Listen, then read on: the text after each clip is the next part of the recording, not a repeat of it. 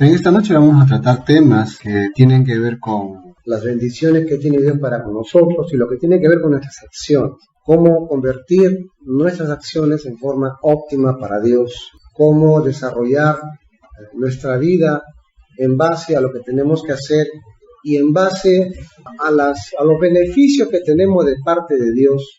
En el sentido de que el Señor nos ha dado absolutamente todo.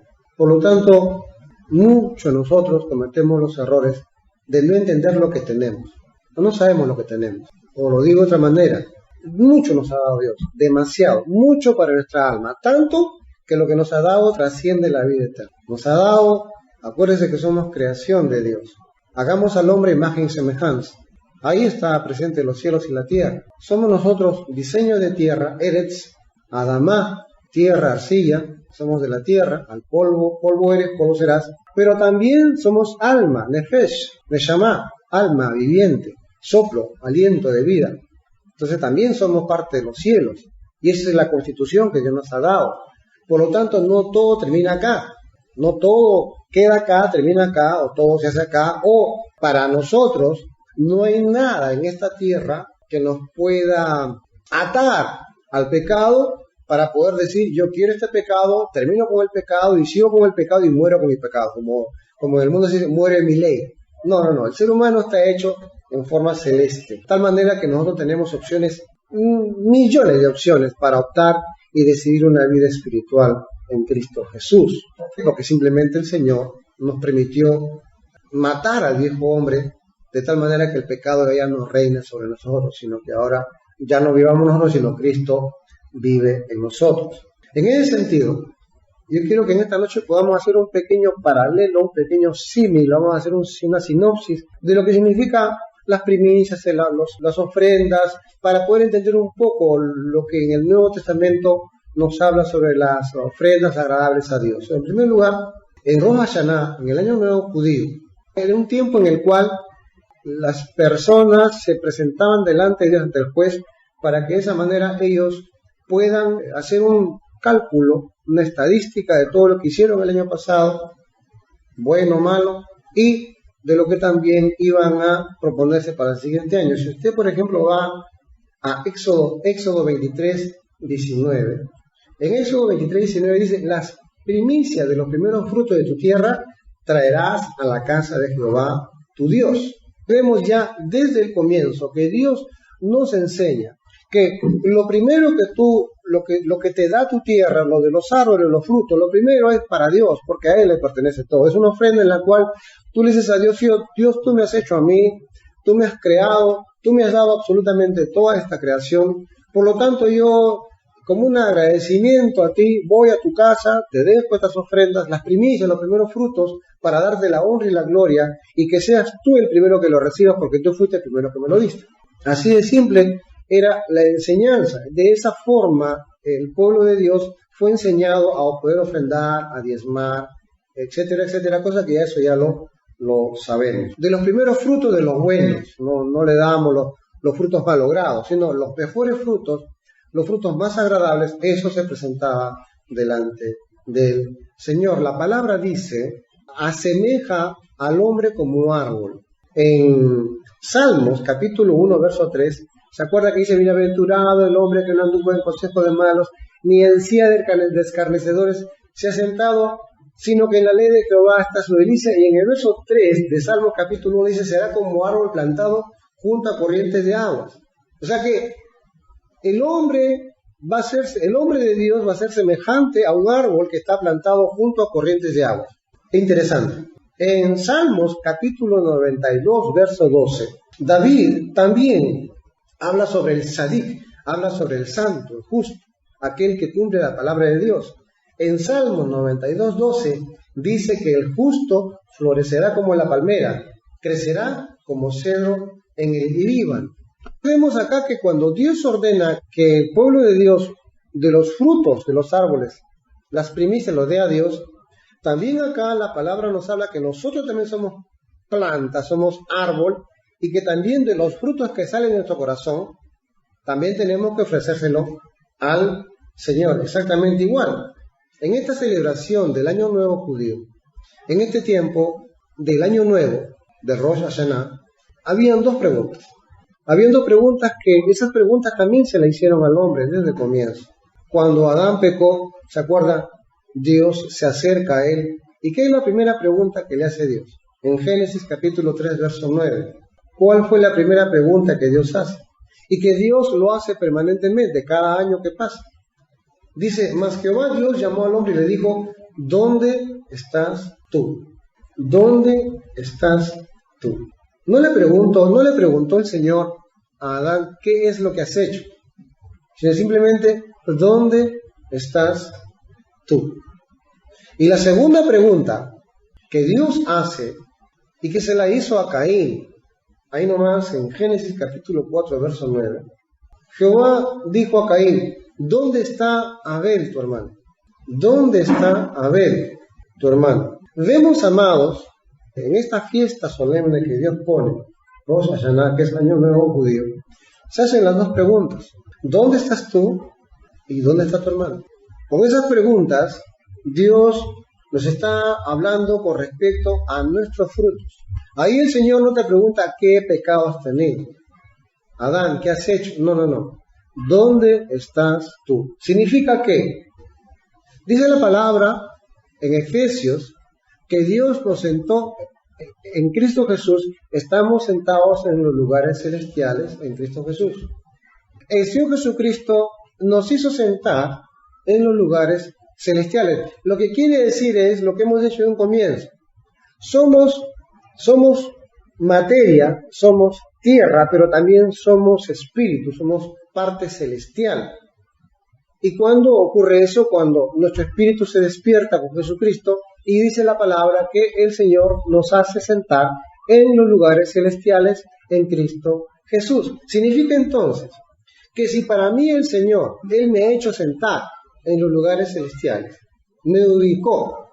¿Qué pasa cuando yo, en vez de estar sentado en los lugares celestiales con Jesucristo, en vez de estar con el Señor, trabajando para el Señor, aprendiendo del Señor, a los pies del Señor, en vez de ello estoy en otro sitio? Estoy haciendo cualquier cosa menos lo que debo de hacer con mi vida espiritual. Entonces viene la pregunta del Señor, que no te reprocha, no te juzga, no te condena, sino te dice, ¿dónde estás? La misma pregunta se la hizo Dios a Adán. ¿Dónde estás tú? El Señor dijo, yo no he venido a juzgar ni a condenar. He venido para que tengan vida y vida en abundancia. Te he puesto yo en el lugar celestial. ¿Dónde estás tú? Ubícate. Responde a la pregunta, ¿dónde estás? No qué estás haciendo, sino ¿dónde estás? El año pasado todo lo que hiciste de malo. No pudiste presentar ofrenda agradable a Dios. No pudiste agarrar tu canasta, llevar los frutos dignos de arrepentimiento. Fueron malos, fueron buenos, más o menos. Pero la pregunta es, en el lugar que Dios quiere para que tú estés, ayer tuviste un lugar, hace un mes tuviste otro lugar, hace un año tuviste un lugar. Hoy la pregunta es, ¿dónde estás en relación al lugar donde tú deberías de estar? ¿Se acuerda ese texto que dice, sabiendo hacer lo bueno? Sabiendo hacer lo bueno, no lo hacemos, y eso también es pecado. Entonces la gran pregunta es, ¿dónde estás en relación al lugar donde deberías estar, donde Dios te ha colocado, en los lugares celestiales? Muchas veces perdemos, amados, de vista el norte, perdemos de vista la brújula, y pues todavía pensamos en que estamos con libre albedrío, como que estamos sueltos, como que la cosa depende de nosotros, y no nos damos cuenta que comprados somos por sangre. Y no nos damos cuenta que no le escogimos a Jesús, sino que Él nos escogió a nosotros. Muchas veces el diablo y nuestra carne nos desubica y Dios tiene que todavía preguntarnos, ¿dónde estás tú? Si usted me acompaña, por favor, a Mateo capítulo 12, verso 33. Mateo 12, verso 33. Ahí está hablando claramente el Señor con respecto a los frutos de los árboles. Ahí está hablando el Señor de los frutos buenos y de los frutos malos.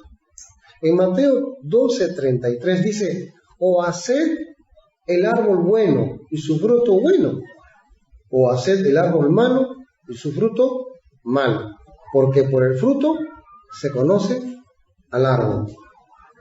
El siguiente versículo, generación de víboras, dice. En realidad lo que está diciendo es generación de satanáses, ¿no? ¿Cómo podéis hablar lo bueno siendo malos? Porque de la abundancia del corazón habla la boca. Y el Señor sentencia y dice, el hombre bueno, del buen tesoro del corazón, saca buenas cosas. Y el hombre malo, del mal tesoro, saca malas cosas. El Señor nos compara con los árboles. Habla del árbol que trae frutos buenos y habla del árbol que trae frutos malos. No puede de una fuente que sale agua limpia también salir agua sucia. ¿Depende de quién? Depende del hombre. El hombre tiene dos naturalezas, la carnal y la espiritual. La Biblia dice que hemos muerto al pecado. Por lo tanto, lo que tenemos que sacar, ¿qué cosa es? Los frutos buenos. Y los frutos malos, déjenlo ahí. No tiene por qué sacarlo. Ya hemos muerto a eso. Y lo peor del caso es que como ya hemos muerto a eso, sabiendo esto, que el viejo hombre fue muerto, dice la Biblia en Romanos 6, por eso es que el cristiano que peca, o que se la pega de pecador o de malo, no le resulta. Lo digo de otra manera, es salado hasta para pecar.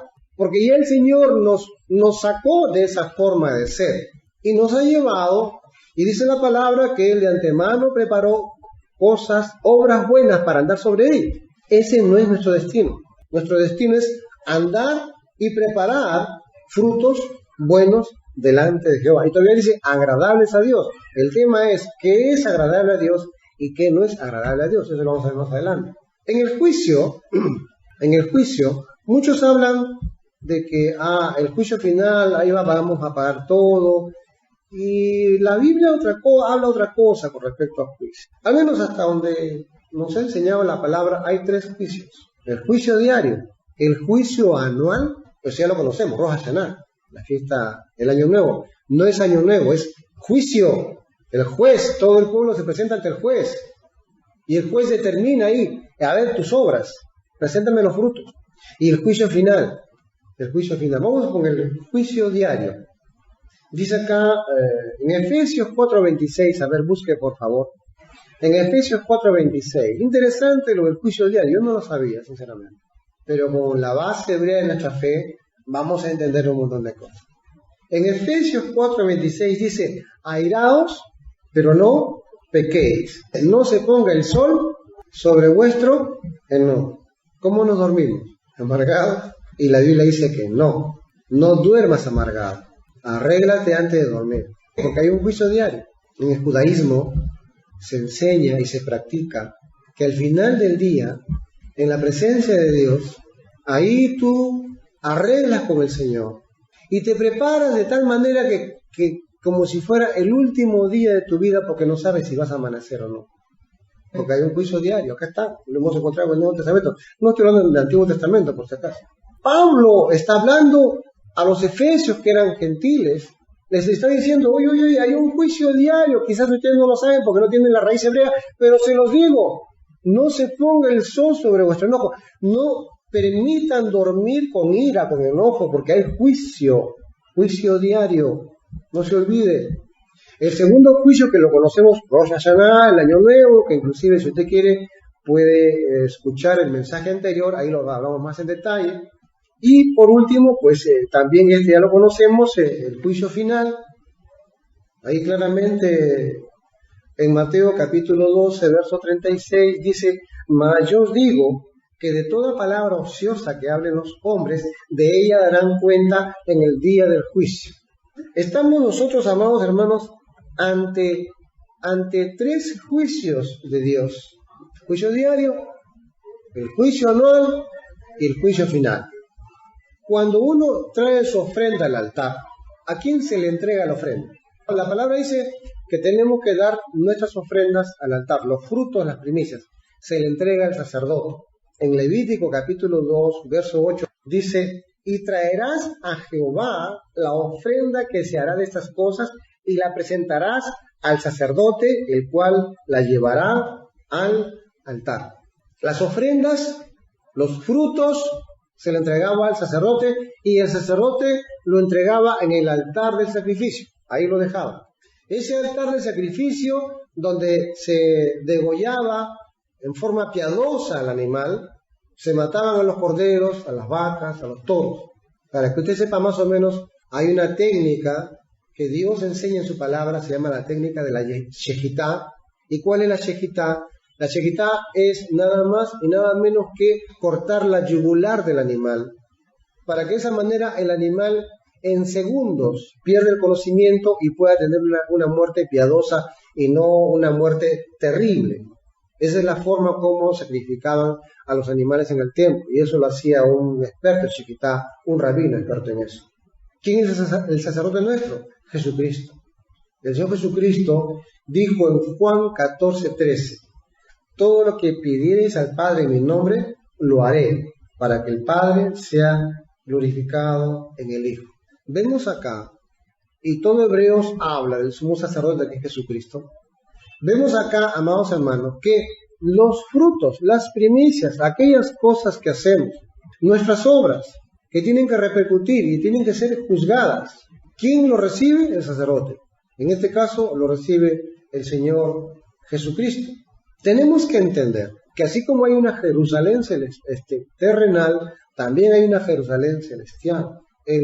Los sacrificios y las ofrendas se entregaban en la Jerusalén natural, pero también en la Jerusalén celestial también se hacía exactamente igual. La Biblia dice con respecto a ello, en Hebreos capítulo 12, verso 22, dice, sino que os habéis acercado al monte de Sión, a la ciudad del Dios vivo, la Jerusalén celestial, a la compañía de muchos millares de ángeles. Con razón el Señor Jesucristo dice que todo lo que hacemos acá, todo lo que atamos, será atado en el cielo, y todo lo que desatamos, será desatado en el cielo. O sea que tenemos, amados hermanos, podríamos decir un mundo paralelo, que todo lo que hagamos acá, allá se está haciendo. Y todo lo que dejemos de hacer acá, allá también se deja de hacer.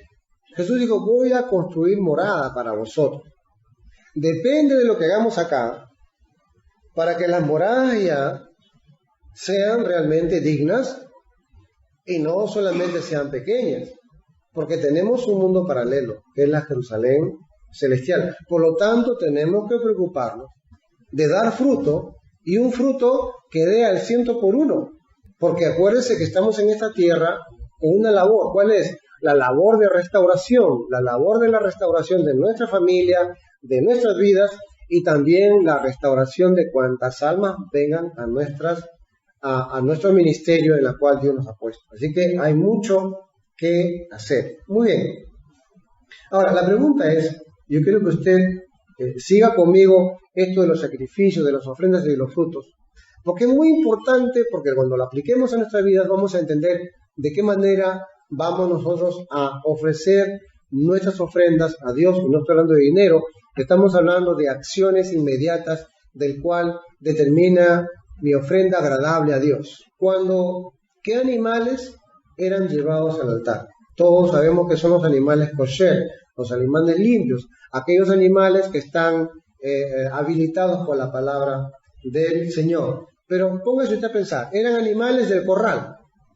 En el corral, ¿cómo están los animales? ¿Limpios o sucios? ¿Usted ha visto un animal de corral? ¿Cómo está? ¿Limpio o sucio? Sucio.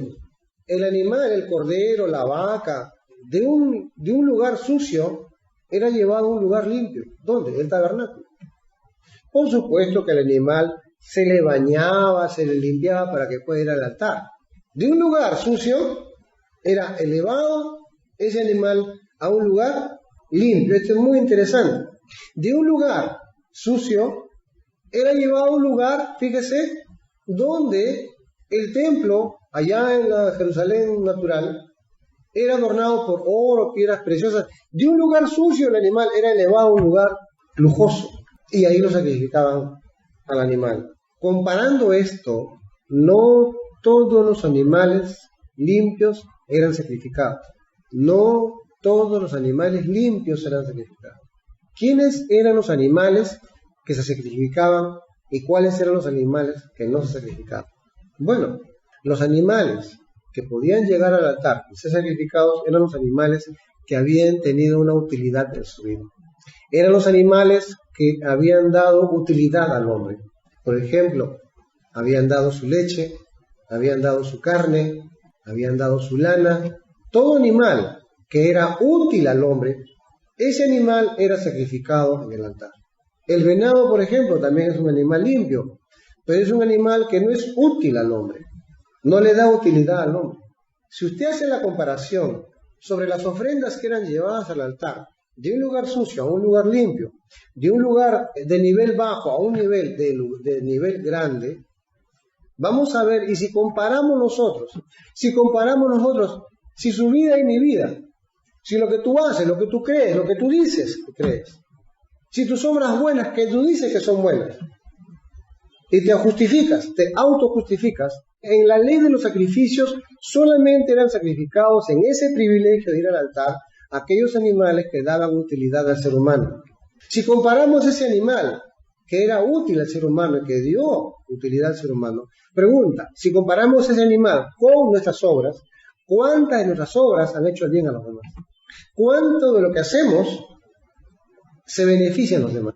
¿Cuánto de lo que usted cree que está haciendo bien, su prójimo se beneficia?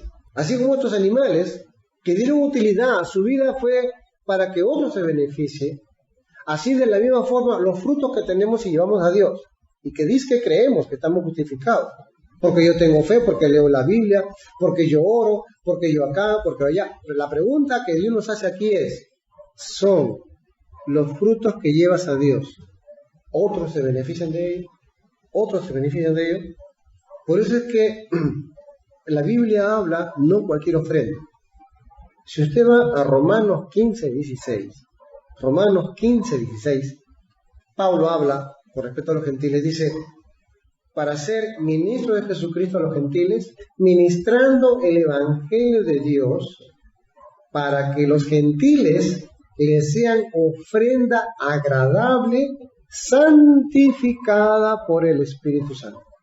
Y quiero que usted note la ofrenda agradable a Dios. Hay ofrendas y ofrendas, no toda ofrenda, no todo acto bueno le agrada a Dios.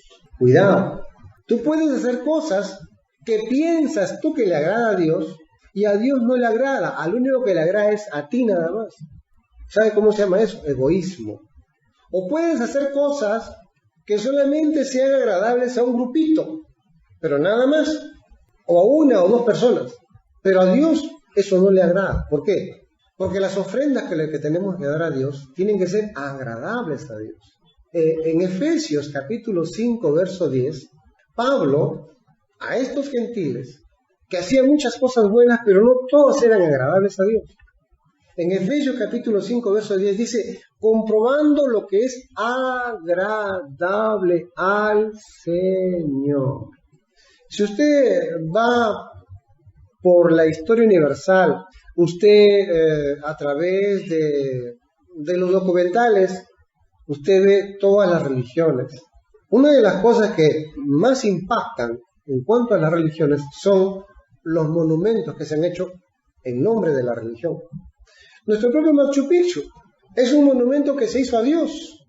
Las pirámides fueron monumentos que se hicieron al Dios. Babilonia y tantas maravillas, tantas cosas que uno puede decir, ¿cómo no le va a gustar a Dios esas ofrendas agradables? Bueno, la razón es que a Dios no le agrada eso. La religiosidad hace de que nosotros hagamos cosas que aparentemente nos parecen buenas, pero que a Dios no le agrada. Así de simple.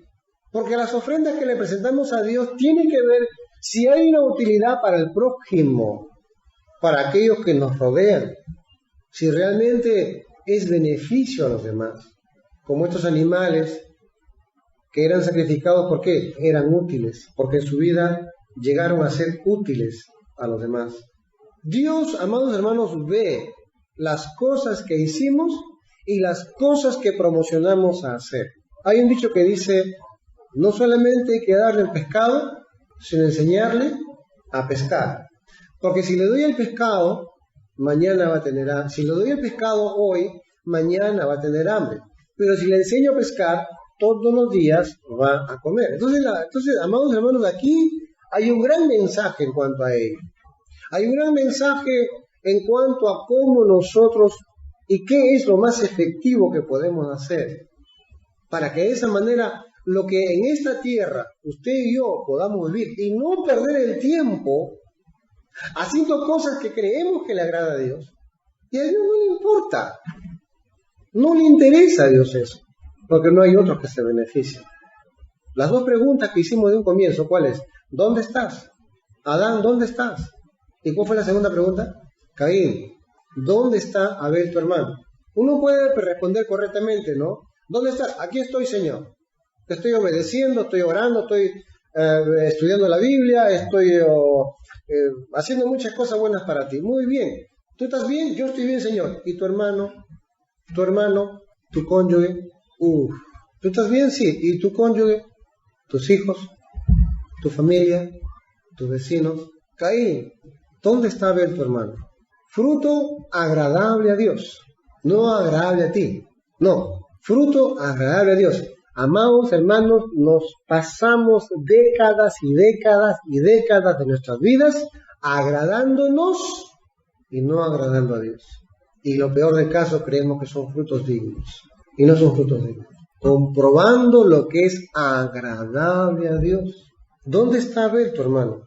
Yo estoy bien, Señor. El resto que se pudra. No. Yo estoy bien, Señor. Yo me solucioné mis problemas. Tú me bendeciste, tú me sacaste de ignorancia, me trasladaste las tinieblas a tu luz. Ya no soy pecador. Gracias, Señor. Entonces la primera pregunta está respondida. Ahora Dios te va a hacer la segunda pregunta. ¿Y tu hermano dónde está? Abel. Aquel que tú lo odias, aquel que te saca roncha, aquel que te hace la vida imposible, ¿cómo está él? Tu cónyuge, ¿cómo estás con tu cónyuge? Y no estoy hablando nada raro, porque la Biblia dice ama a Dios y ama a tu prójimo, y tu prójimo es tu cónyuge. ¿Quién es tu cónyuge? Tu esposo, tu esposa, tus hijos. Ahí viene la segunda pregunta, del cual no podemos eludir, porque esas preguntas Dios se las hizo a Adán y se las hizo a Caín. Y la misma forma está hablando con nosotros exactamente igual. ¿Y quién lo dice? El Señor Jesucristo también. Porque el Señor Jesucristo fue Él quien le preguntó a Adán y fue Él quien le preguntó a Caín. Y lo peor del caso es que fueron malas respuestas. Adán, ¿qué dijo? ¿De acuerdo? La mujer que me diste. Caín, ¿qué respondió? ¿Acaso yo soy guarda de mi hermano? Respuestas no son las respuestas que Dios quiere que hagamos. Si encuentro a tu prójimo, por ejemplo, la Biblia dice en Romanos 10:14, dice, ¿cómo pues, con respecto a los que no conocen al Señor, cómo pues invocarán a aquel en el cual no han creído? ¿Y cómo creerán en aquel de quien no han oído? ¿Y cómo oirán sin haber quien les predique? ¿Y cómo predicarán si no fueren enviados? Como está escrito, cuán hermosos son los pies de los que anuncian la paz, de los que anuncian las buenas nuevas. Ahí está. ¿Cómo está tu hermano? ¿Cómo van a escuchar si no hay quien va? ¿Y cómo hay quien vaya si no hay quien diga, yo soy heme aquí, Señor? Entonces acá el Señor rompe el egoísmo y hace que el Espíritu Santo nos vuelva participantes para ser discípulos en todas partes del mundo. Fácil es decir, yo me lavo las manos y el resto que se pudra, pues conmigo no es el problema, y eso no es así. Saúl pecó y Dios no le perdonó. David pecó 2 veces todavía y las 2 veces el Señor le perdonó. ¿Por qué? Porque cuando Saúl pecó, dijo, Señor, este pueblo me hizo pecar. Por la culpa de este pueblo yo desobedecí. Y Dios no le perdonó y le quitó el reino a Saúl. En cambio David, las 2 veces dijo, he pecado. Por si acaso está en 2 Samuel 24:10, la primera parte, y la segunda parte está en 1 Crónicas 21:8, donde David responde. Entonces dijo David a Dios, he pecado gravemente al hacer esto. Te ruego que quites la iniquidad de tu siervo, porque he hecho muy locamente. No se disculpó, él dijo, he pecado. Después que David hubo censado al pueblo, le pesó en su corazón y dijo David a Jehová, yo he pecado gravemente por haber hecho esto. Mas ahora, oh Jehová, te ruego que quites el pecado de tu siervo, porque yo he hecho muy neciamente, he hecho locamente, he hecho neciamente. ¿Qué hizo David? David, ¿dónde estás? Señor, he pecado. No se disculpó. Acá los que se disculpan son los que pierden. No hay nada con respecto a ello. ¿Por qué? Porque fue Dios quien te plantó, fue Dios quien te hizo árbol, fue Dios quien te puso corrientes de agua, fue Dios quien te sentó en los lugares celestiales, fue Dios que trasladó de las tinieblas a su luz para que demos fruto, de tal manera que, ¿qué disculpas podemos decir nosotros, los que decimos que tenemos a Cristo, los que decimos que somos más que vencedores y toda la parafernalia que conocemos? No hay ninguna disculpa. El único camino solamente es: ¿dónde estás? Señor, he pecado, perdóname. Perdóname, los frutos que te estoy presentando son malos. Tenemos que cambiar de actitud, amados hermanos, y dejar de estar echándole a todo el mundo la culpa. Un misionero, que fue nuestro profesor, nos comentaba que cuando él era chiquito, allá en Inglaterra, Escocia creo, o Irlanda, nos comentaba de que cuando él era chiquito, él lo llevaban a la escuela dominical, y adelante había una hermanita que tenía trenzas, y él le jalaba las trenzas y la hermanita volteaba y él se escondía. Ellos atentos al culto y él fregado agarraba y jalaba la trenza a la hermana y así lo tenían. Y la hermana lo miraba, no le decía nada. Pasaron décadas. Él estuvo acá en el Perú, se hizo misionero y un día regresó a su pueblo natal, visitó y se fue a su iglesia y le encontró a esta hermanita ya anciana y se acerca a saludarla. Y le dice: hermana, ¿cómo está usted? Yo me llamo fulano de tal, ¿se acordará de mí? Y la hermana le dice: ¿quién eres tú? ¿Se acuerda la que le jalaba las trenzas? Ah, eras tú. Sí, hermana. Y dime, ¿ya eres misionero? Sí, hermana. Entonces ya voy a dejar de orar por ti, porque todo el tiempo le pedía a Dios que en vez de ser un chico malcriado, que Dios te vuela misionero, y mis oraciones así de escuchar. Eso le impactó a este misionero porque dijo: ¿qué? O sea, en vez de que la hermana me regañe, en vez de que la hermana me jale las orejas, esta mujer ha estado orando para que yo sea misionero y todavía encima me dice: ya eres misionero, sí. Entonces ya voy a dejar de orar por ti porque todos los días oraba por ti hasta ahora. ¿Qué es lo que estamos viendo acá? Cuando Dios le pregunta a esta hermana: hermana, disculpe, ¿dónde está su hermano que lo fastidiaba? Ese niño que te fastidiaba, ¿dónde está? Ella, ¿qué le responde a Dios? Señor, está orando por él todos estos años y ahora es misionero, Señor. Ella sí sabe responder. No dijo: Señor, yo te pedí que venga Herodes para que lo castigue a este niño porque me jalaba los pelos, no me dejaba tener atención a los cultos, que por aquí, que por allá. No se disculpó. Ella cambió la situación y como es una más que vencedora, ¿qué hizo? Oró por este pobre niño, y este pobre niño Dios lo mandó ¿a qué? A ser misionero. Mira el poder de la oración, mira el poder de las cosas que podemos cambiar. Nosotros, amados hermanos, tenemos el gran problema que vemos el presente, pero no vemos el futuro, y nos quedamos en el presente, y sufrimos con el presente, y no nos damos cuenta que Dios cambia las cosas. Y lo peor del caso es que todavía no tomamos en cuenta a Salomón cuando nos dice: lo que ella fue, lo que fue ella es y lo que ella será. No hay nada nuevo bajo el sol. Lo que está diciendo ahí Salomón es que todo da vueltas, amado hermano. Y quien pone, quien quita y quien arregla todo es Dios. Y que Él es el que se encarga de las cosas, no nosotros. Nosotros no tenemos absolutamente nada que ver con nuestras vidas. Nuestra vida, dice la Biblia, está escondida en Cristo Jesús. Ay de nosotros cuando nosotros queremos gobernar nuestras vidas.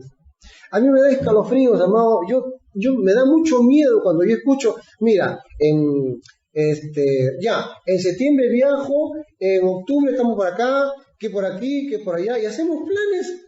Dios mío, ¿y en qué momento lo pusimos a Dios para consultar? No estoy diciendo que los planes sean malos, no, sino que a veces actuamos de una manera como que Dios no tiene nada, que yo soy el que manejo mi vida. ¿Qué frutos le vamos a dar a Dios?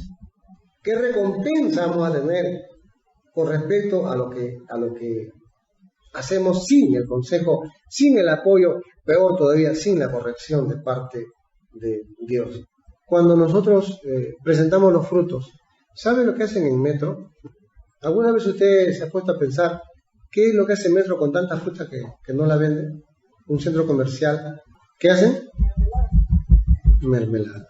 O sea, no lo desechan, sino hacen mermelada. ¿A cuántos han visto esas alitas de pollo que están ya adobadas con sillao? Ya, esas alitas de pollo, cuando ya están un poquito pasaditas, ¿qué hace Metro? Le pone colantao, el palantao y todo el taltao, y como, ay, qué rico, alita bouchet, para que usted pueda comer ya condimentada. Sírvase el hígado, también lo hacen igual, etcétera, etcétera. No está mal, está bien. Ya está por vencer, se le da su aroma y ya está.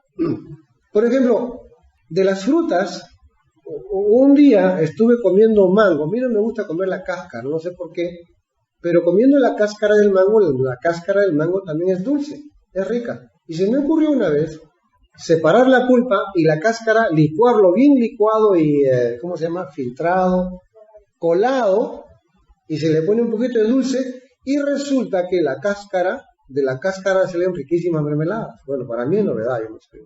Significa que los frutos no están perdidos, sino que aún de la cáscara se puede hacer mermelada. ¿Qué pasa con los frutos que le hemos dado a Dios? ¿Son frutos buenos o frutos malos? Bueno, de parte mía son frutos malos. Perdidos.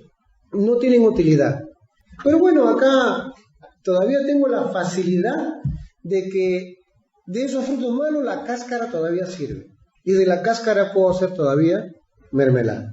Yo no sabía eso. Pero acá, amado hermano, de lo que uno ha pecado, de esos frutos malos, de ese pecado, amado hermano, uno puede sacar provecho para el reino de Dios. ¿Cómo? Muy simple.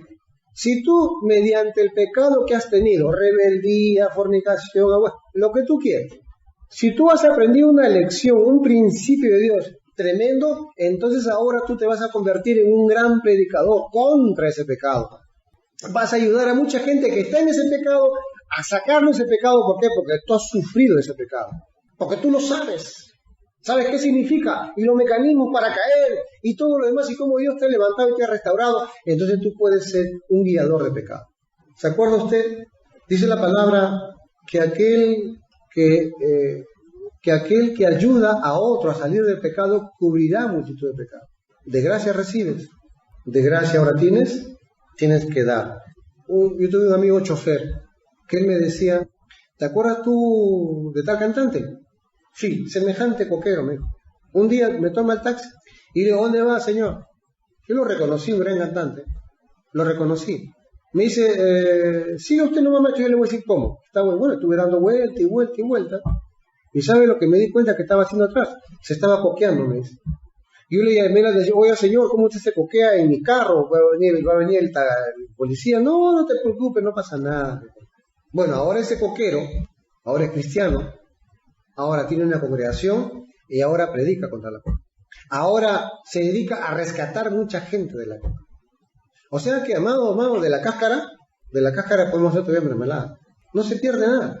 De acá podemos sacar muchas aplicaciones. Muchas que el tiempo no nos va a faltar. Pero la Biblia dice, si usted quiere, a Salmos 119, 103, Salmos 119, 103, ahí dice, cuán dulces son a mi paladar tus palabras, porque la palabra de Dios es más dulce que la miel. Ahí tiene usted una forma de hacer mermelada con las cáscaras de los frutos no dignos que hemos sacado. ¿Cómo? Haciendo de la palabra de Dios carne en nuestras vidas, para que de esta manera se endulcen nuestras vidas, se endulcen nuestras acciones, de tal forma, amados hermanos, que de las cáscaras podemos hacer mermelada. Ahora, usted va a entender ahora con respecto a los frutos, cómo ahora en el Nuevo Testamento, si usted quiere, en Mateo capítulo 3, verso 10, va a entender mejor qué significa esto. Mateo capítulo 3, verso 10 dice, y ya también el hacha está puesta a la raíz de los árboles. Por tanto, todo árbol que no da buen fruto es cortado y echado en el fuego. Ahora entiendo a qué se refiere el Señor. Sí, se está refiriendo a las acciones. Todo árbol que no da buen fruto será, ¿qué dice? Cortado. Cuidado. Cuidado, amados hermanos, porque la vida que tenemos en el Señor no depende de nosotros. Nosotros dependemos del Señor. La Biblia habla, por ejemplo, si usted va a Apocalipsis capítulo 22, verso 16, si es que la palabra nos compara como árboles, Apocalipsis 22, 16 dice, yo Jesús he enviado mi ángel para daros testimonio de estas cosas en las iglesias. Yo soy la raíz y el linaje de David, la estrella resplandeciente de la mañana. ¿Quién es la raíz? ¿Quién es la raíz? Jesucristo. ¿Quién es la raíz de tu vida? Jesucristo. Ahora entendemos cómo el Señor Jesucristo dice: yo soy la raíz, ustedes las ramas. Toda rama que no da buen fruto será cortada, y toda rama que da buen fruto. Entonces, amados hermanos, estamos nosotros para dar fruto. Por eso la Biblia dice: frutos dignos de arrepentimiento. Hay un compromiso para no tener una vida cristiana estática, sino una vida cristiana de producción. La última alabanza que cantamos es: alza tus ojos y mira, la cosecha está lista. Y creemos que esa cosecha lo hacen otros, los pastores. Creemos que lo hace algún movimiento espiritual que está por ahí y que hay que comprar el DVD en el hueco para ver de qué se trata y ver cómo otros hacen la fructificación, y no es así. La Biblia dice que tú y yo somos árboles, nuestra raíz es Jesucristo, y que nosotros tenemos que dar buenos frutos, y no frutos agradables a ti, sino frutos agradables a Dios. ¿Dónde estás? Adán, ¿dónde estás? Yo estoy bien, Señor. Mira, acá estoy cantando, alabando. Y tu prójimo, y tu hermano, y tu cónyuge, y tu pareja, y tu familia, etcétera, etcétera, etcétera. Amados, acuérdense, el Señor Jesucristo dijo: el hacha está puesta. Y esto no es una advertencia, no es para que tengamos miedo. No, tenemos un Dios de misericordia que quiere que nosotros demos buenos frutos. Y esos frutos están catalogados en dos: primero para ti y segundo para tu prójimo. Así que, amados, dejémonos de religiosidades, dejémonos de egoísmos y estemos pensando en cómo agradarle a Dios, cómo servir a Dios. La Biblia dice que eran esos animales que llevaban al altar aquellos que tenían utilidad para los demás. La última pregunta sería: ¿somos útiles a los demás en cuanto al Evangelio? ¿Somos testimonio a los demás en cuanto al Evangelio? Amados, eso que nos debe de llamar la atención y que podamos nosotros crecer en esa área. Está bien, muy bien. Estás bien, pero podrías estar mejor frente a